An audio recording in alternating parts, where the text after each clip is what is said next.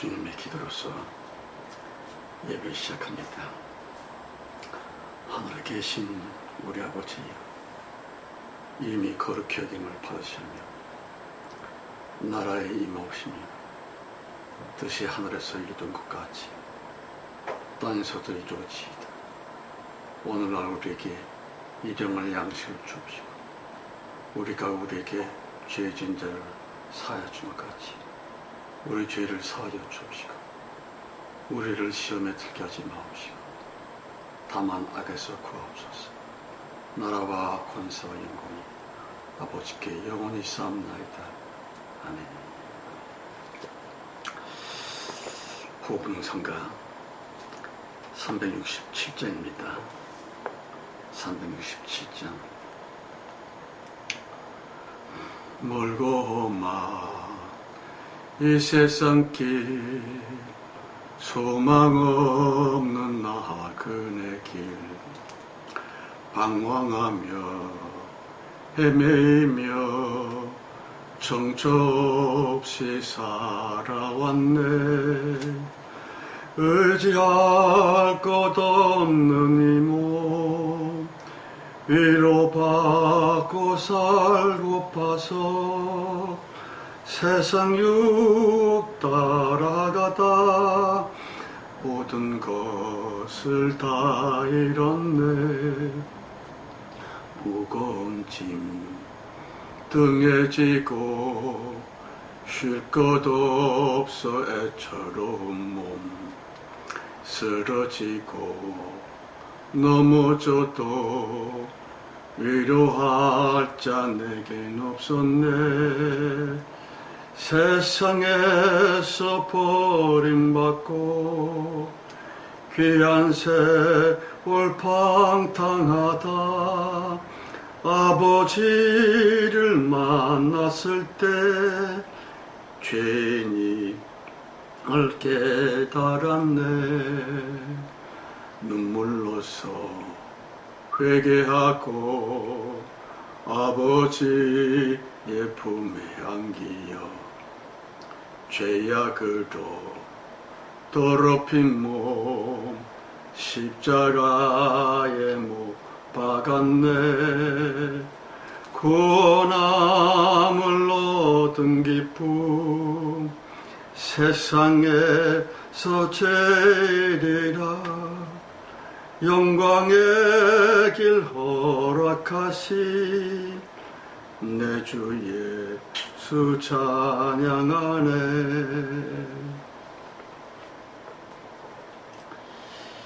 기도합시다. 성령님이여, 보이지 않는 만물들은 헌금으로 상징되어 우리와 함께, 우리 육체의 성도들은 주님 앞에 이렇게 둘이서 합심하여 주님을 예배하게 됐음을 감사합니다. 부디 이 예배를 통해서 주님께서 기운을 내시고 기뻐하실 수 있기를 간절히 바랍니다. 주님의 기쁨으로 말미암아 우리 모두에게 온전한 축복이 되게 하옵소서. 예배 그 시간까지 성령께 맡겼고 우리 주 예수 그리스도의 이름으로서만 감사하며 기도드렸습니다. 아멘.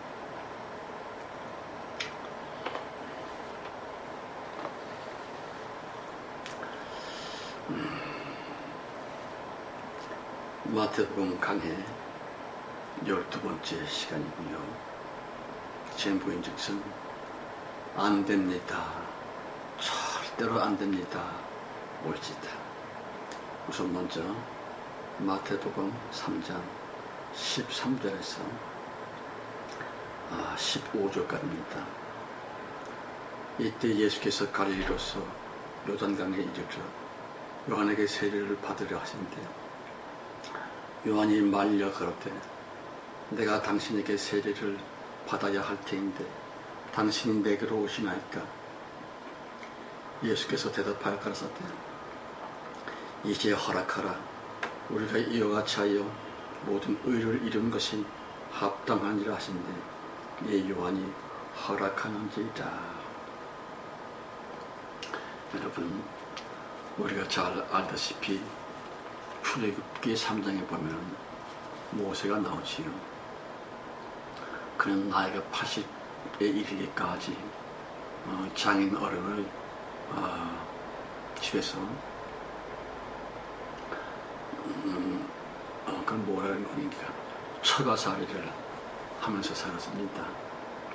그날도 역시 장인의 양을 이끌고 광야로 나아가 양들에게 풀을 뜯기고 있었는데요.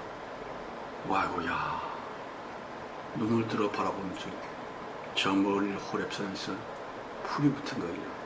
활을 불이 타고 있는 것입니다. 호기심이 이끌려서는 모세는 호렙산으로 서서히 접근해 갑니다. 그런데 이상한 것은 영 풀이 꺼지질 않는 것입니다. 그래서 모세는 드디어 우리나라 한라산보다도 300m가량 높은 호렙산에 기어 올라갑니다. 아마도 나이가 80인지라 좀 어려웠겠지요. 낑낑거리면서 화재 현장 앞에 도착을 합니다. 그런데 이거야 원 나무에 불이 붙은 것이 아니라 가시떨린 나무를 온통 불이 포용하고 있는 것처럼 이상하고 신비한 불을 본 겁니다. 그 장엄한 광경이 그만 모세는 압도가 되어 아마도 멍하니 있었을 텐데, 더욱이 놀라운 것은 그 불꽃 가운데서 신의 음성이 들려왔습니다. 모세야, 모세야, 네가 선 곳은 거룩한 땅이니 네 발에서 신을 벗으라. 아마도 모세는 분명히 대경실색할 만큼 엄청 놀랐을 것이에요. 그래서 신을 벗고 그 음성이 들리는 방향으로 몸을 돌이켜서 땅에 팍 꼬꾸라졌겠지요. 당연히 그랬을 것입니다. 모세도 보통 사람이었으니까 말입니다. 여러분, 높고 높은 하나님 여호와, 그리고 그 주님 밑에 낮고 천한 사람들, 이렇게 뚜렷한 차별 질서로서 구약 성경은 내내 기록되어 있습니다만, 그 높고 높아섰던 여호와 하나님께서 이상한 것이지 말씀이 육신이 되어 베들레헴 말국간에서 우리가 똑같은 사람으로 태어났습니다. 사람으로 태어나신 지 30년쯤 지났을 때에 그 주님께서 요한에게 다가오시죠. 그리고 요한아, 요한아, 나에게 좀 세례를 베풀어 줘. 이건 말도 안 되는 이야기입니다. 홀로 높은 하나님께서 낮고 천한 사람 요한 자신에게 세례를 베풀어 달라니, 요한은 깜짝 놀라서 말립니다. 당연히 말려야지요. 안 됩니다. 절대로 안 됩니다. 내가 주님께 세례를 받을지언정 어떻게 내가 주님께 세례를 베푼단 말입니까? 말렸다. 디에콜로리엔, 이 미완료 과거 시제는요, 한 번 말리고 끝난 것이 아니라 반복적으로 계속적으로 거절하는 것을 얘기합니다. 그럼에도 불구하고 주님은 끝끝내 이제 허락하라. 우리가 이렇게 하는 것이 하나님께 영광이 된다.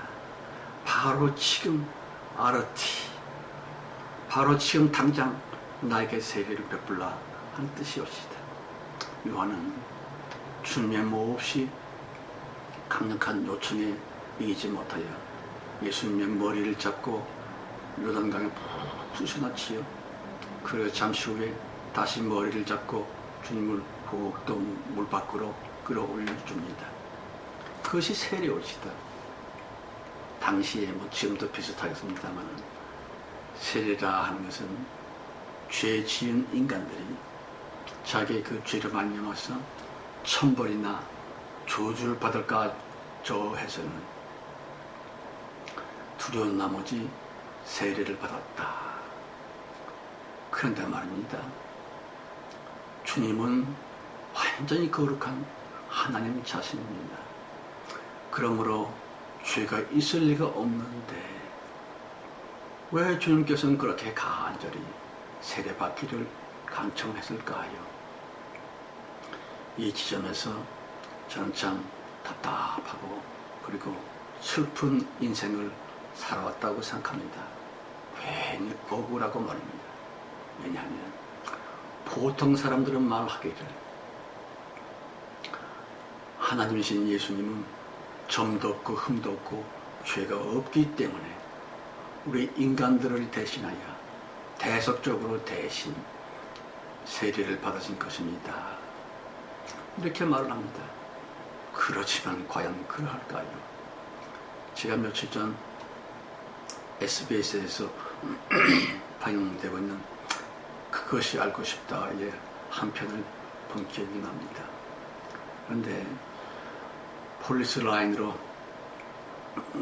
사람들의 출입을 그만한 그 노란 띠로서 띄워놓고 그 가운데는 시체 하나가 하얀 시트에 덮여 있었습니다. 그리고 그 라인 바깥에서는 그 사람의 엄마인 듯 싶은데 엄마가 땅을 치면서 자기 무릎을 꼬집으면서 대성통곡을 하더라고요. 내가 너를 죽였어. 이 엄마 때문에 네가 죽었어. 엄마가 너를 죽였어. 사연인즉슨 그 여자분이 남편과 사별하고 홀로 아이 하나 키우면서 살다가 그만 어떤 남자와 그만 마음이 통했는지 그가 재혼을 합니다. 재혼한 그 남자를 자기 집에 데려왔고요. 그런데 자기 아들과 그 아들의 새아빠 된 그 남자가 영 삐딱하니 소통이 안 돼요. 티격태격하고. 그래서 결국은 자기 그 새 아들에 대해서 앙심을 품은 그 자가 자기 친구와 함께 작정을 해서 아들을 죽여버린 거지요. 청테프로 코와 입을 칭칭 감아서 질식사 시켜버린 겁니다. 여러분 생각해 보시기 바랍니다. 그 아이의 엄마가 자기 아이를 직접 죽였을까요? 그럴 리가 없죠. 그런데 왜 우리들은 사람 하나 죽은 책임을 엄마한테서 생각해 볼 수밖에 없느냐? 만일 그 엄마가 조신하게 아들 하나 잘 키우면서 홀로 살았더라면 참 좋았을 텐데 괜히 재혼을 해갖고는 그 악마 같은 자를 집안에 들여다 놓고 그 악마에 의해서 자기 아들이 죽은 겁니다. 그래서 그 엄마는 나 때문에 죽었다고, 내가 내 새끼를 죽였다고. 여러분, 지금 우리가 사는 세상은 온통 엉망진창입니다.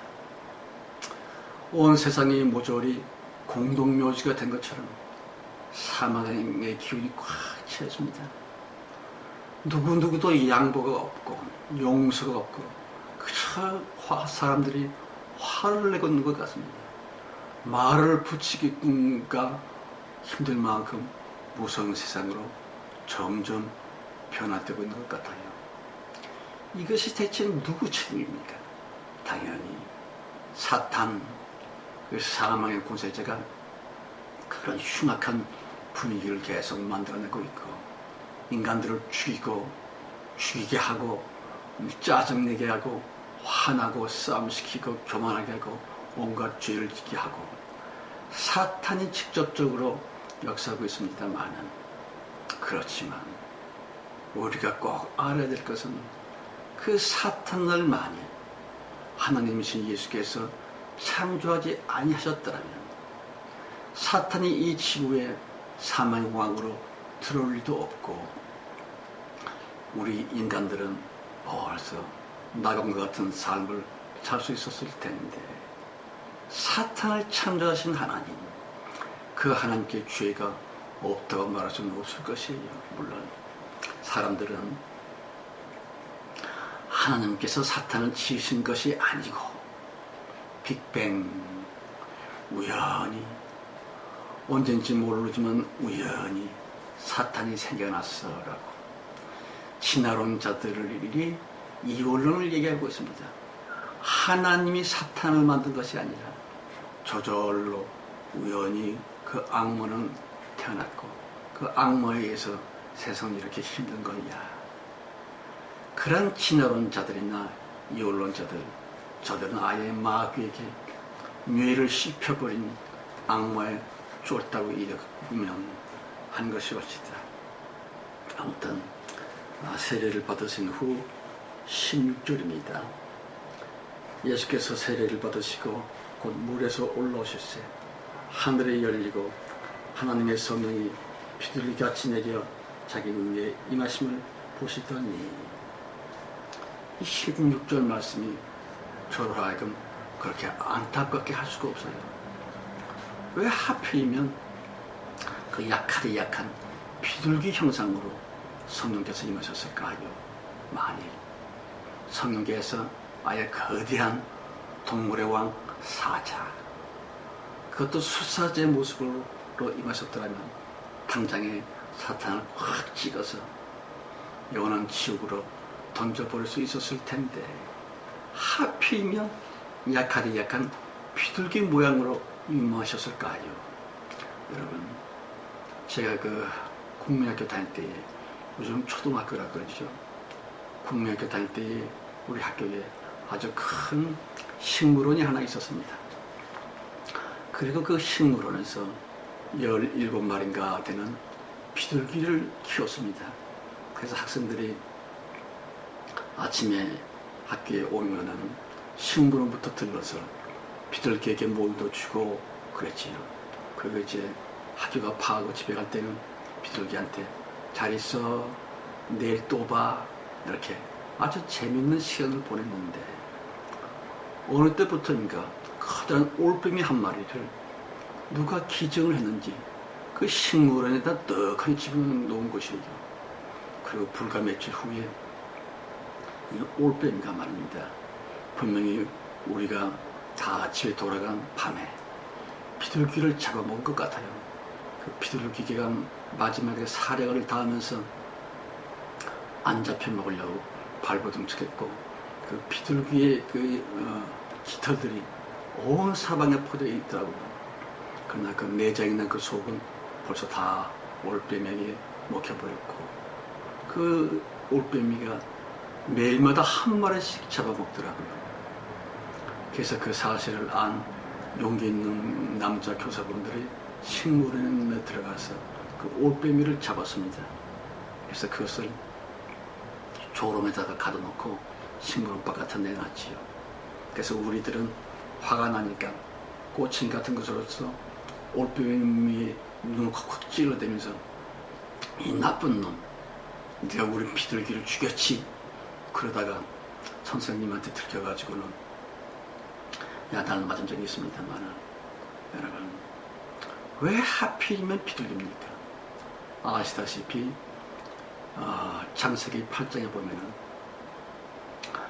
노아의 홍수가 끝난 다음에 궁창 위에 물이 쏟아지고 땅 아래 물이 분출하면서 온 지구는 물로 뒤덮이게 되었지요. 그래서 그 후 1년쯤 지난 다음에 노아는 3번에 걸쳐서 새들을 내보냅니다.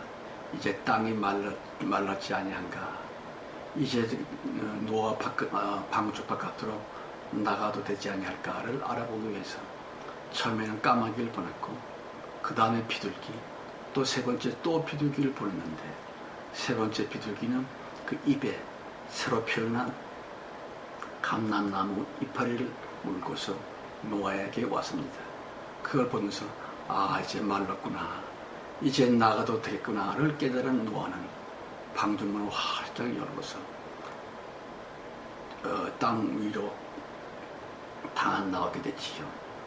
그리고 그 후 셈, 함, 야벳 세 아들로 말미암아서 새로운 인종을 알지 우리들의 조상들이 번창을 하게 됐습니다만, 그 약한 비둘기는 평화의 상징입니다. 화평의 상징이지요. 그런 비둘기가 임하셨고, 그리고 이제 17절 말씀에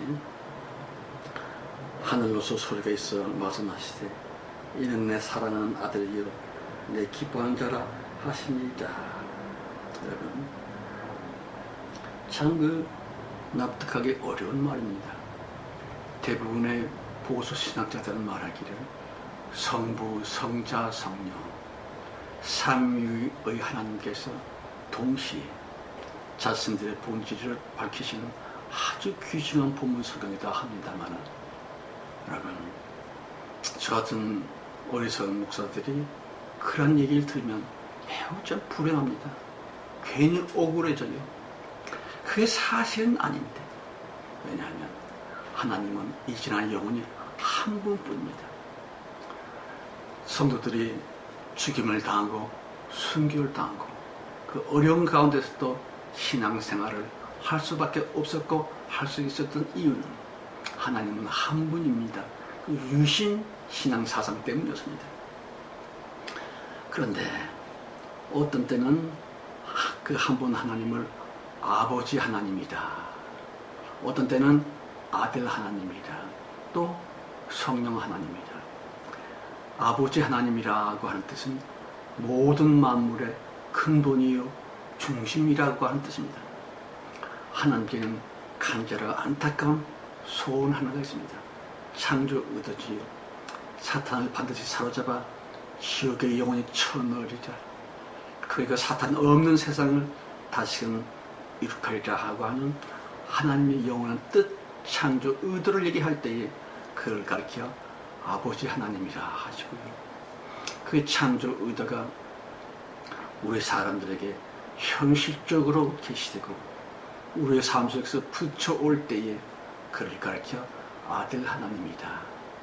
그렇게 임하신 하나님의 뜻, 창조 의도가 우리 영 깊은 곳까지 좌정하여 사탄을 우리 속에서부터 몰아내고 인간들을 통해서 하나님의 뜻을 이루고자 하실 때에 그분을 가리켜 성령이라 하신 것입니다. 절대로 하나님이 성부, 성자, 성령 셋이 있는 게 아닙니다. 성령이 아버지 하나님이시고 아버지 하나님이 아들 하나님이시고 말만 달라졌을 뿐 이 겉성형책의 겉글자에 이 참 묘한 다름 때문에 혼돈을 일으키고 있습니다만 하나님은 끝까지 영원히 한 분이십니다라고 하는 그 사상에서 조금만이라도 더 흩어지면 그는 절대로 예수를 믿은 게 아닙니다. 성도 여러분, 어떤 교회에서 큰 이제 기급히 당회를 열게 됐습니다. 교회가 중요시 여기는 제 1번은 예배당을 새로 지을 것이냐 아니면 있는 건물을 잘 수리하고 보수해서 그대로 쓸 것이냐, 재개발할 것이냐, 신축할 것이냐, 의견이 분분하고 영 합치가 되질 않았어요. 한편에서는 새로 지읍시다, 이렇게 꼭 합시다. 다른 편에서는 요즘 건축 기술이 좋은 것만큼 잘 깨끗이 수리하면 새로 지은 것만 못지않게 아름다운 예배당이 될 것입니다. 저렇게 하십시다. 한쪽에서는 이렇게, 다른 쪽에서는 저렇게, 이렇게 저렇게 결국 나중에는 이 바보들아 이렇게 해야 돼, 또 한편에서는 이 멍충이들아 저렇게 해야 돼. 그렇지만 하나님은 말씀하시기를 내 사랑하는 아들이요 내 기뻐하는 자라. 무슨 뜻일까요? 이렇게도 아니고 저렇게도 아니고 오직 요렇게 하나님 자신이신 예수 그리스도께서 겸손하게 세례의 요한 앞에 무릎 꿇고 세례를 받으신 그 겸손처럼 요렇게 성령께서 비둘기의 형상으로 임하신 것처럼 요렇게.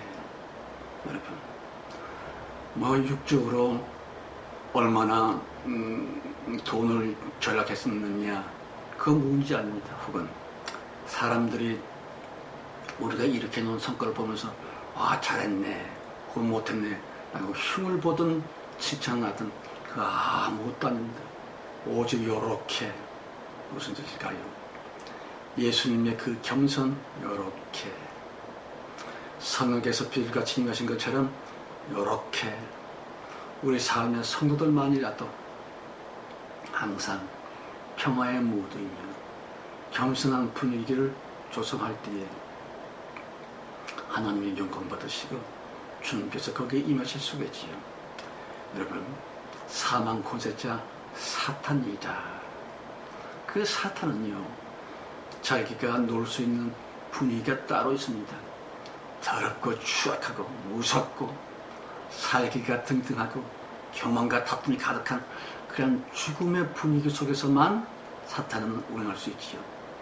가령 그 가끔 뉴스에 보면은 멧돼지가 산에서 내려와 갖고 그 농부들이 애써 지은 논바닥에서 마구니 뒹굴다가 그리고 이제 다시 산으로 도망가고, 그래서 농부들이 참다 못해서는 포수들을 구현해서 멧돼지를 써서 죽이고 했다고 합니다만, 이 멧돼지는 그냥 뭐만 하려면 산 속에 훨씬 깨끗한 물들이 우덩이로 고여 있습니다. 그러나 그 멧돼지는 깨끗한 물에서는 목욕을 절대로 안 합니다. 왜냐하면 멧돼지에게 붙어있는 여러 가지 벌레들이, 기생충이 그 흙지탄이고 더러운 논바닥 같은 데에 뒹굴어야만이 그것이 자기한테 떨어져 나고 살 수 있기 때문에 그렇습니다. 사탄, 그런 사망 권세자입니다. 이 사탄이 살 수 있고 견딜 수 있고 그까지 버틸 수 있는 분위기는 바로 사망적인 분위기, 그러니까 미움, 질투, 교만, 싸움, 살기 등등으로 각종 정욕으로 가득 찬 그 더러운 분위기에서만 사탄은 존재할 수가 있습니다. 그런데 주님께서 겸손하라, 요렇게 화평의 메신저들이 되라, 요렇게. 무슨 뜻일까요? 그 원수 좋으라고 하는 얘기가 아닙니다. 너희들이 만일 나 예수처럼 겸손하게, 나 성령처럼 평화의 사람이 되어지면 그런 분위기 깨끗하게 성화가 된 분위기에서는 사탄이 결코 존재할 수가 없다. 그러므로 주님께서 우리에게 말씀하시길 서로 사랑하라. 다시 예수 그리스도의 그 마음처럼 겸손하게, 비둘기처럼 오신 성령님처럼 평화와 화평의 사람이 되어달라. 그때 악마는 그 분위기가 무서워서 자기가 도저히 살 수 있는 사망의 분위기가 못 되므로 악마 스스로 지옥에 처박히게 될 것이며 주의 재임은 드디어 완성이 될 것이에요. 그리하여 우리가 사는 이 지구에는 뱀 없고 사탄 없는 새하늘과 새 땅이 완성되리라 한 것이올시다. 곡한 것이나 애통하는 것이나 병 없고 늙음 없고 괴로움 없는 진짜 낙원 같은 세상이 우리 지구에 펼쳐질 텐데, 지금 우리들은 대단히 위험한 때에 처해 있습니다. 이러할 때 우리들이 오직 주 예수 그리스도의 겸손처럼, 성령님의 비둘기처럼 그 아름답고도 화평한 분위기를 자꾸 만들어 가야 합니다. 힘들면 힘들수록 더욱더, 아프면 아플수록 더욱더, 원수조차도 우리가 위험 없이 주 예수 그리스도의 마음으로 저들을 용서하고 용납해 주며, 그래야 마침내 우리가 사는 이 지구가 낙원으로 성령의 재림 완성으로 말미암아 그렇게 되기를 간절히 바랍니다. 기도합시다. 성령님이여, 지금 지구는 온통 마치 공동묘지가 된 것처럼 어디를 가나 무서움과 죽고 죽임과 질투와 모함과 복수로서 가득 차 있습니다. 도무지 사람끼리 소통이 안 됩니다. 사회적 거리두기인가 뭔가 때문에 점점 더 사람들은 고립이 되어지고 자기밖에 모르는 극도의 이기심으로 가득해져 있습니다. 성신이여, 제발 좀 우리에게 진짜 은혜를, 참된 성령 충만과 제대로 된 진짜 축복을 베풀어 주셔서 이 지구를 새롭게 주님의 나라로 바꿔놓을 수 있는 하나님의 마지막 축복의 역사가 꼭 있어지게 하옵소서. 지금은 속히 오실 우리 주 예수 그리스도의 은혜와 아버지 하나님의 크고 놀라운 사랑 충만함과 창세기 전 우리를 선택해 주셔서 최후의 대복음 때 널리 쓰고 가시는 성령님, 내 주 내 자신 끝까지 우리의 신원신을 지켜주시고 보호해 주시고 사랑해 주시는 모임 중에와 우리 자신과 우리의 가족들, 무엇보다도 우리들의 간절한 기도 제목 위에 이제와 그까지 충만해 주시옵기를 간절히 축원드려 싸움나이다. 아멘.